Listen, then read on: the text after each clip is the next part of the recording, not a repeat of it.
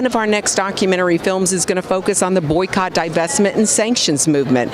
Within that film, yes, we're going to talk about some of the purveyors of the BDS movement, but we're also going to expose the Christians who have bought into the narrative, the propaganda that has been promoted by these BDSers. We have people like Mark Green with Hobby Lobby, who is a Christian, and he's supporting this movement. He's accusing Israel of occupying Palestinian land. He's spending $20 million on propaganda films to counter PJTN's films about the truth about Israel's biblical rights to the land.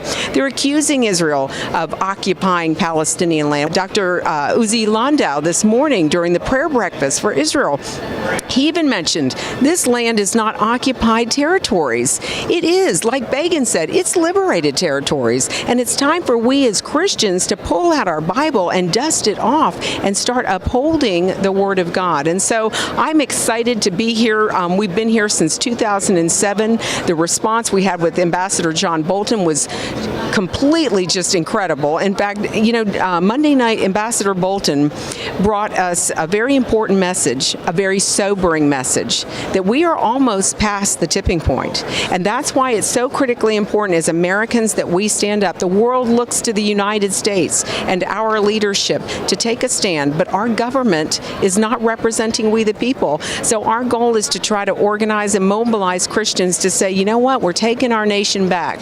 People say, we're losing America. Americans don't care. They're lazy. They're apathetic. They don't want to get involved. I disagree. I think what happened with the Oscars this last week was a telling example. The information came out about American Sniper and Chris Kyle being murdered. That film grossed $300 million.